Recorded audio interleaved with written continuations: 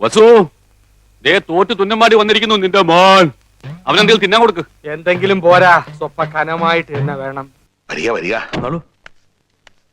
തമ്പിയോട് വളരെ പ്രധാനപ്പെട്ട ഒരു കാര്യം പറയാനുണ്ട്. അത് അറിയിക്കാണ്ട് ഒരു സ്വസ്ഥതയും കിട്ടണില്ല. അതാ തിടുക്കത്തിൽ പുറപ്പെട്ടതേ. നമുക്ക് വടക്ക് ഭാഗത്ത് എവിടെയെങ്കിലും കൊണ്ട് തിരിക്കാം.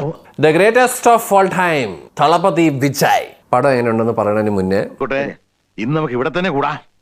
എല്ലാം അറിഞ്ഞിട്ട് തന്നെ കാര്യം. തമ്പി, 2 കസേര എടുത്ത് പുറത്തേക്ക് ഇടുക. സൈക്കോസിന്റെ പല അവസ്ഥാന്തരങ്ങളും കേട്ടിട്ടുണ്ട്. പക്ഷെ ഇത്ര ഭയാനകമായ ഒരു പ്രശ്നം ഇത് ആദ്യ. നല്ല അട്ടർ ഫ്ലോപ്പ് പടം. വിജയ് ഇതുപോലൊരു കൂറപ്പടം ചെയ്യുന്നത് പ്രതീക്ഷിക്കേ വേണ്ട. ഒരു വെറും കൂറപ്പടം. അവർക്ക് തന്നെ അറിയില്ല അവരെന്താണ് ചെയ്യുന്നത്, ഏതാണ് ചെയ്യുന്നതെന്ന്. 2 ഓലക്കീറോ വെള്ള തുണി എടുത്തോളൂ എന്നെ മൂടാൻ. കണ്ടംകളിയിലെ ഗോട്ടാണ് ഇത്. അല്ലാതെ വേറെ ഒന്നുമല്ല, ഒരു കച്ചറമയം പരിപാടി. ബുദ്ധിജീവിടാ, ഇന്നെങ്കിലും പോയി അടിച്ചനച്ച് കുളിച്ചിട്ട് വേണമെങ്കിൽ അവന്റെ ബോഡിക്ക് റീത്ത് വെക്കാൻ പാടാ.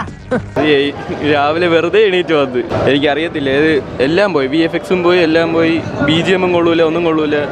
പാട്ടൊക്കെ എന്തൊക്കെയോ കാണിച്ചു വെച്ച്.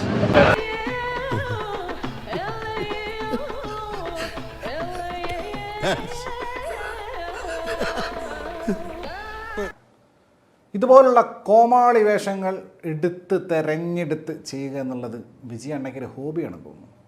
അത് പിന്നെ ഞാൻ ഒരുത്തം മാത്രം വിചാരിച്ചാൽ മതിയോ?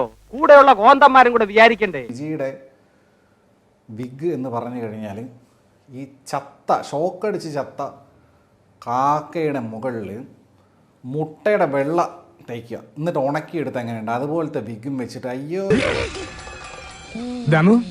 എന്ത് പറ്റിയടാ? ചായ നെറുകന്തലേ കയറി ബ്ലോക്ക് ആയതാ. വിജയുടെ വേറൊരു ലെവൽ ഒരു ഇതാണ് ഈ പടം എന്ന് പറഞ്ഞാൽ. 3-4 മോഡുലേഷനിലൊക്കെ വിജയ് വരുന്നുണ്ട്.